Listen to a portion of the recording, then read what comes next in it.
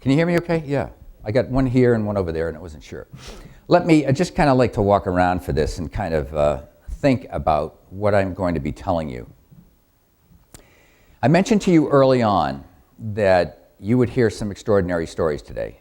And they truly are. The story starts for Miki Gorman in 1935.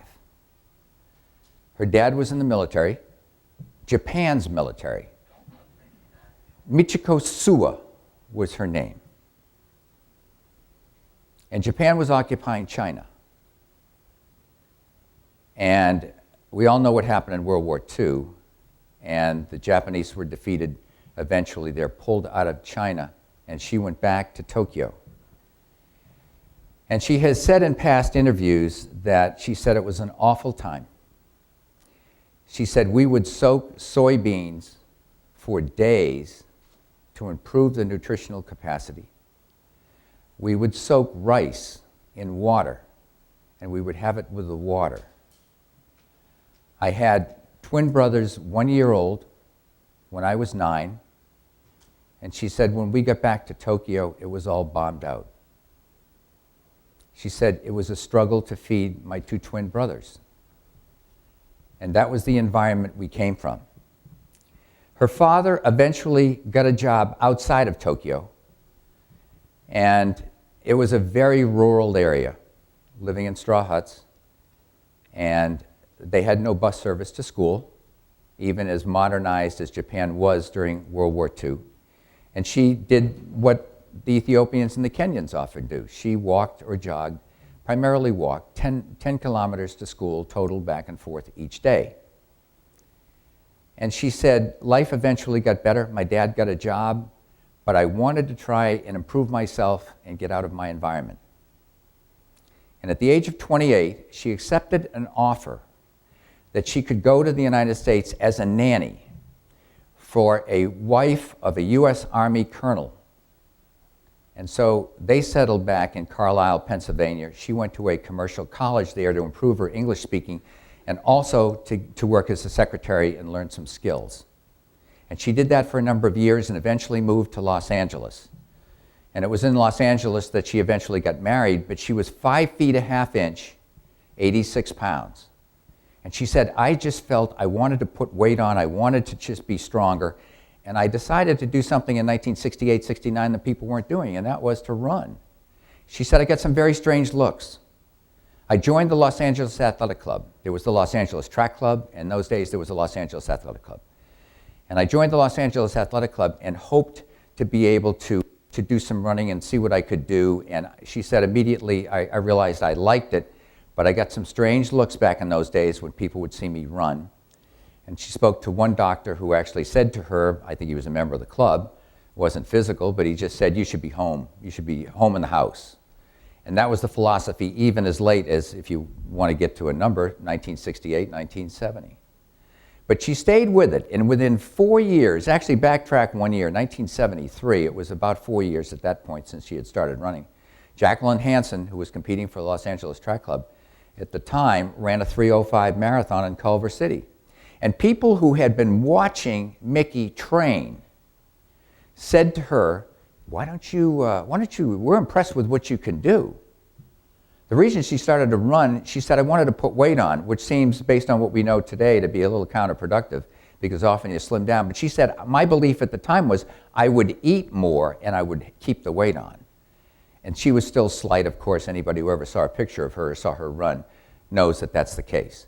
So she winds up running a 3:30 first marathon, and within a year gets her time down as she learns more about the sport and learns more about running, and runs 2:46, just 6 seconds off of what it was then the accepted world record by Adrian Beams from Australia. And that was her era. She came after the earliest days, so to speak, of the great pioneering efforts of the women that I just had up here, or we had up here on the stage, and Catherine and Nina and others as well. And here was this 5-7 year period of time later where Miki Gorman, with all her training and what she had achieved, was coming into her own.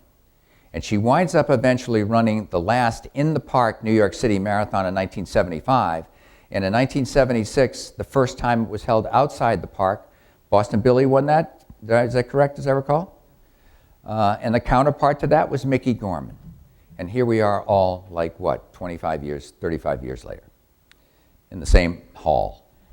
And she ran 2:39.11. Remember, not track trained, didn't have the benefit of getting really fast at an early age.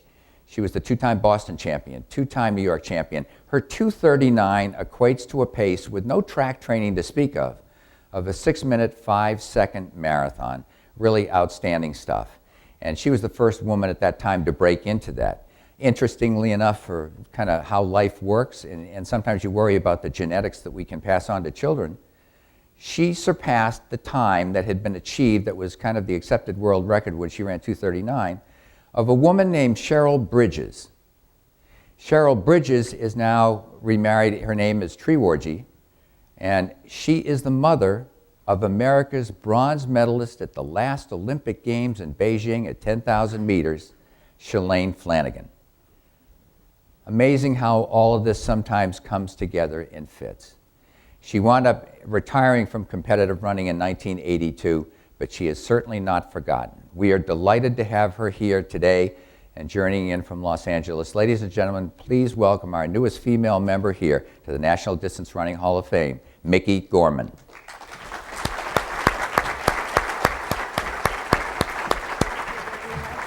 Domo.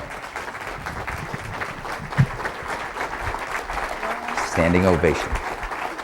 Can you see all the people?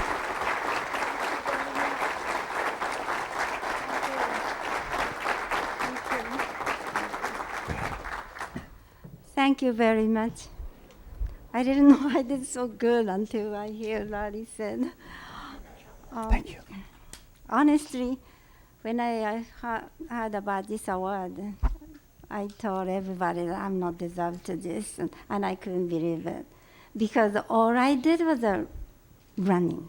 Nothing like promoting a women's race like Catherine and Nina did.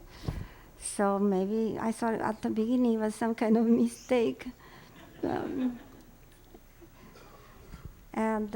I had a one-time opportunity that I could help promoting women's run. That was after 1974 Boston Marathon. One of the Los Angeles lawyer approached me and said, Miki, why don't you run Montreal Olympic as an agitator? You can start outside of a stadium with a gun, then join the crowd after men come out. And then he said that might stir up media and it might help bringing up a women's marathon sooner. But I was so scared, no way I could do that. So I didn't even think about it. And luckily, the door was already open thanks to all the pioneers, Nina and Catherine and Roberta Gibbs and everybody. So I didn't have to go through that trouble. So it was, after I read Catherine's book, I thought, I should have a little bit more to support the women's run. But I was too selfish. I didn't do anything. But thank you for the memory. Ever since I came to this country, so many good things happened. America is fantastic, and I owe this country so much. And now I have something to tell to my granddaughters. And thank you very much. Ready?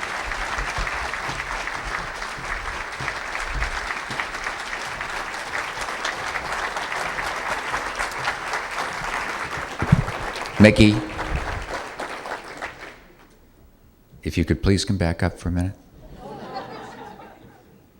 That's okay. It deservedly stretches this out a little longer. I like that. I haven't wearing the high heel for a long time, so I'm scared to walk. I served in the service just for a 9-month period of time, and I was there longer than that, but I was in Okinawa for 9 months. So I learned how to say on behalf of everybody here, domo arigatou gozaimasu, which means thank you very much. Isn't that nice?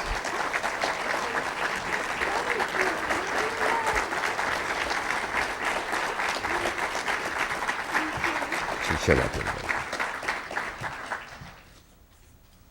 Okay, we'll have you back up later. Thank you very much. It's wonderful when you try and show respect from one country to another with languages. Here we are living in America. I try and be respectful of her situation, so I say it in Japanese, and she's Michiko Sua, and she says it in English as we do those things. This next person has